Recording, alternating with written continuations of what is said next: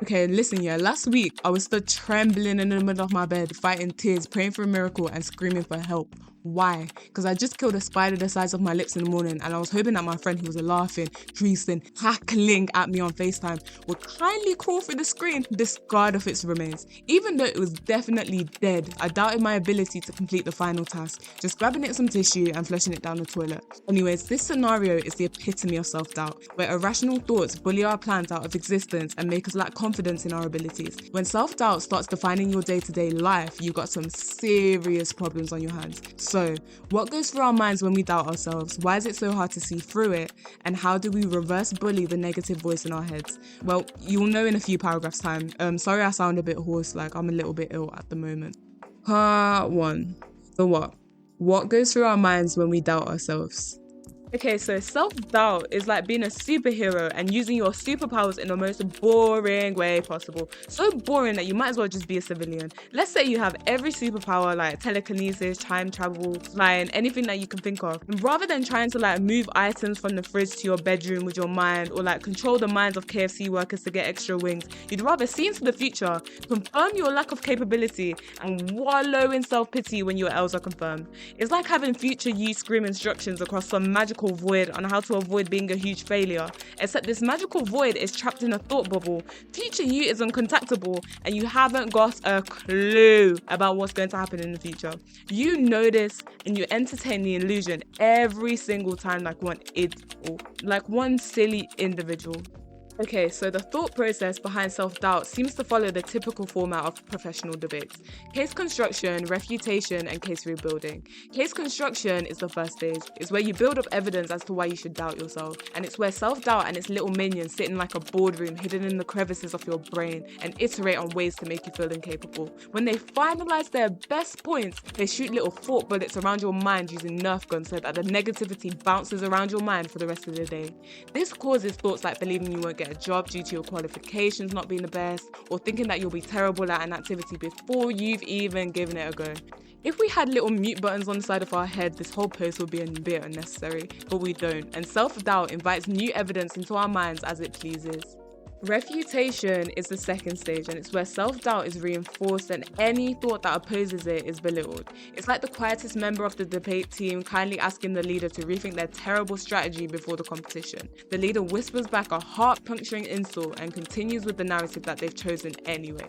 This represents how the negative voices in your mind try to silence any positive ones, similar to the way in which running water eats the flame on the tip of a matchstick. Last but not least is case rebuilding. It's similar to case construction, except it has a little bit more of a venomous edge. It's where the debate team leader seals the win by verbally digging in the knife and twisting it as though it's the key to victory. This is the point of self-doubt, where we let the original negative thoughts sink in and make new ones to refresh them, which pulls us further and further into its web.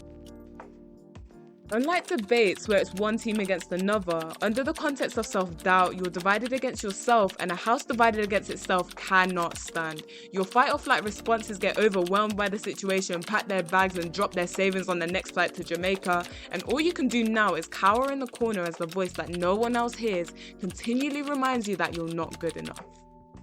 Part 2. The why. Why is it so hard to let self-doubt go? Let's be real, there's situations in life that knock you down and it makes it easy for us to doubt ourselves. Every time you encounter them, a coffin is filled with every ounce of self-confidence and hope that you once had before being sealed with cement.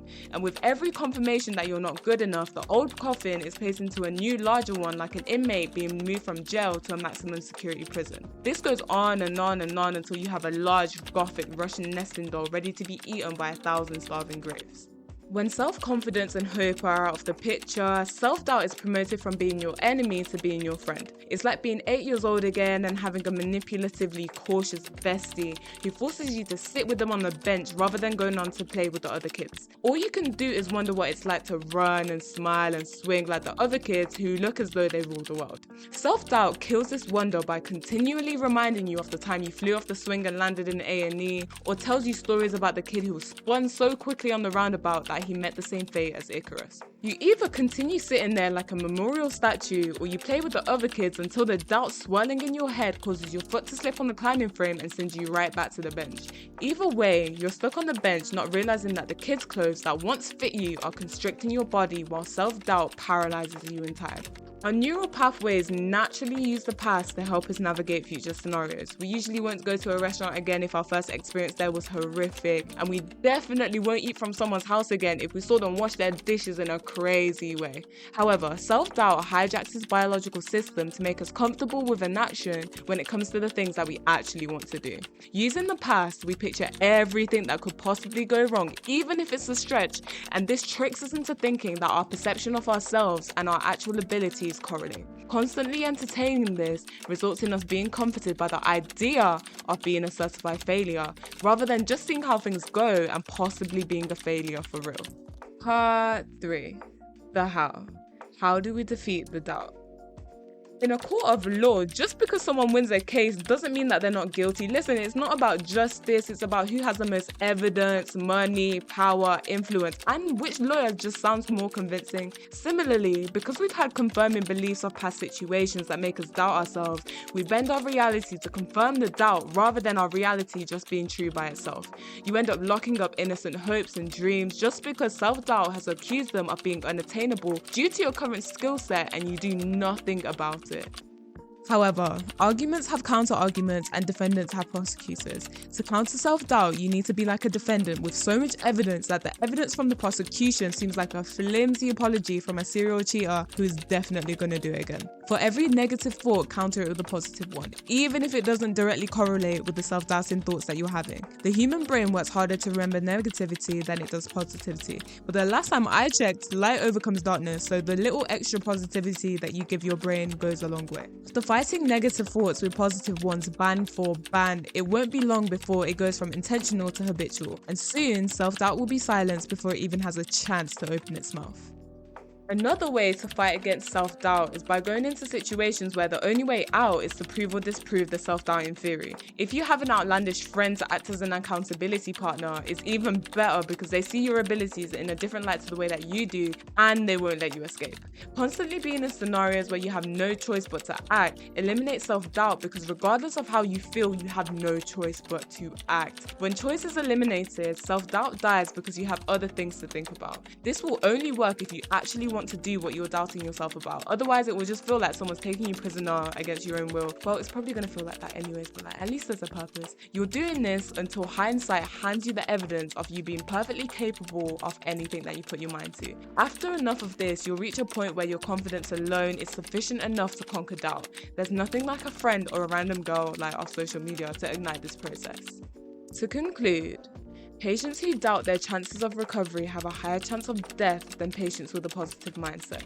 Likewise, if you're already doubting your ability to do something or make something happen, don't blame the scenario for your downfall because you orchestrated it.